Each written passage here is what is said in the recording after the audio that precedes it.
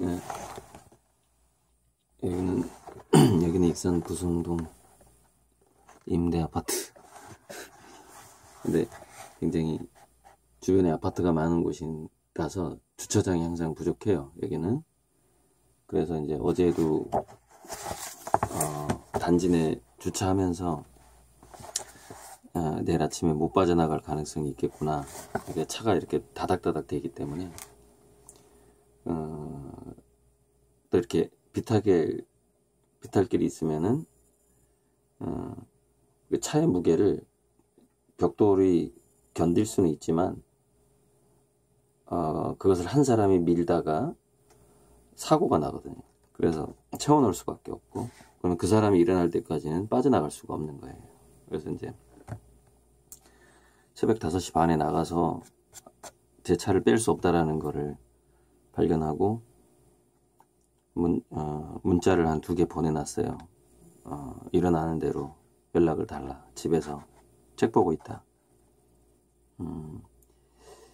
그러니까 이제 지금까지 뭐랄까, 주차가 자유로운 곳에서 살아본 적이 없는 것 같아요. 항상 좁은 골목길이었고 낙후된 어떤 도시의 중심가였고, 땅을 좀 가진 사람들은 매달 주차비를 받고, 막 재개발구역 이런 데도 땅이 좀 있는 사람들은 월 주차비를 받아요. 제가 그 광명시에 수화동에 재개발구역에 살 때도 주차비를 10만원씩인가 냈어요, 매달. 근데 거기는 돈으로 해결이라도 할 수 있죠. 여기는 돈으로 해결이 안 돼요. 저기 막 한 200~300m 떨어져 있는 그 길가에 차를 대고 아침 일찍 일어나서 가거나, 이제 직장 생활이라면 그렇게 할 수 있겠죠. 이 주차를 제대로 할 수 없는데 산다는 게 참. 전주역 화실도 마찬가지예요. 주차를 제대로 할 수가 없어요. 정해진 곳이 없고 골목골목을 찾아서 차를 대야 되고.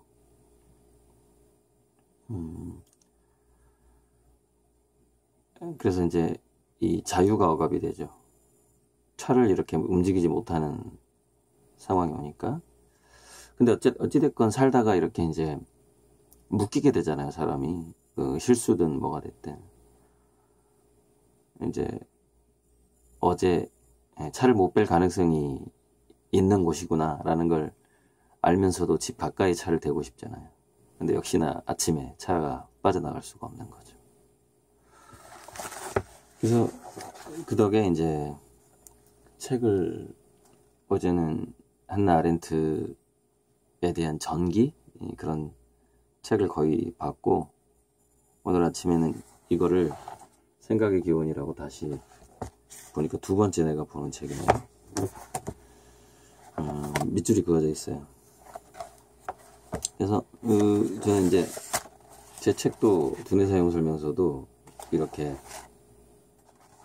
명언, 짧은 명언을 적어놨는데, 비트겐슈타인도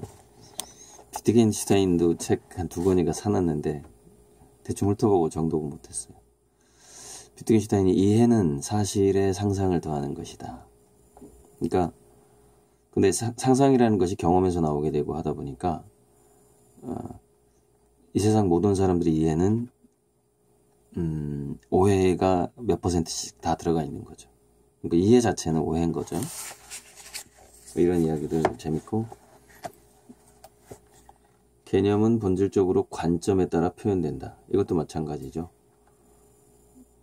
아무리 객관적인 개념을 알고 있다고 자기가 생각하더라도 자기 관점에 따라서 그것이 표현되거나 기억되고 이해되기 때문에 객관이라는 게 참 어렵죠. 그런데 오늘 촬영에서 하고 싶었던 이야기는 존 메이너드 스미스하고 사스마리라는 사람들이 그 생명체 진화의 역사에서, 그러니까 문명의 진화가 아니라 염색체, 단세포, 다세포, 유성생식 이런 식으로 생명체 역사의 거시적인 역사에서도 두 가지 조건이 어떤 진화의 혁명을 가져온다라고 정리해 놓은 게 있어서 이게 재밌는데, 그 두 가지 조건이 뭐냐면, 생명체의 놀라운 전환기는 1단계, 2단계가 있는데, 첫째는 새로운 유형의 협력이 생긴다. 새로운 유형의 협력. 새로운 유형의 협력을 찾아내는 거죠, 생명체들이. 그러니까 제가 이렇게 세계적인 작가가 되어가는 데 있어서 유튜브 구독자들과의 협력, 제 그림을 이렇게 할부로 사주시는 이런 것도 새로운 유형의 협력이고, 갤러리를 통하지 않은 협력이니까. 두 번째도 마찬가지인데, 두 번째 단계도 새로운 유형의 협력이라는 그 틀에서 새로운 방식의 정보 전달이 생긴다. 뭐 그냥 같은 얘기죠. 그러니까 새로운 유형의 협력 관계와 새로운 유형의 정보 전달 방식이 생기는 거예요. 그러면은 생명체가 확 진화를 하는 거죠. 전혀 다른 전환기가 되는 거죠. 그러니까 지금 종이 잡지가 망해가고 방송국까지 망해가는 이 짧은 동영상의 시대. 그리고 유튜브는 다분히 평행우주론적이에요. 얼마든지 다른 세계로 휙휙 넘어갈 수 있는. 그래서 생명체의 진화든 개인의 진화든 문명의 진화든 간에 분명 이 두 가지는 큰 어떤 전환에 데 있어서 필수적인 것일 것이다. 이 사람들은 생명체 진화를 두고 연구를 했지만 문명사든 개인의 그 삶의 변화든 간에 똑같을 것 같다. 그런 생각이 드는 거죠. 그러니까 이런 것 같아요. 이런 어떤 유튜브 같은 경우에도 한가하고 직장이 없고 시간이 많은 사람이 처음에 시작을 하거든요. 초창기에. 저도 마찬가지였고. 근데 전성기로 가게 되면서 그 한가할 때 내가 했던 것들이 나중에 엄청난 그 시너지와 결과를 가져오게 되는 거죠. 그래서 그런 식으로 늘 뭔가 찾고 뭔가 성실하게 뭔가를 하는 거, 별거 아닐지라도 가만히 있는 거를 이렇게 좀 못 견디는 성격들 있잖아요. 그렇게 하다 보면은 이 두 가지를 찾게 되는 거죠. 그러니까 뭐 끊임없이 뭔가를 추구하는 거죠. 그러면 새로운 유형의 상호 의존적 협력이 생기게 되고, 새로운 유형의 협력이 생기는 순간 새로운 유형의 소통 방식이 요구가 되죠.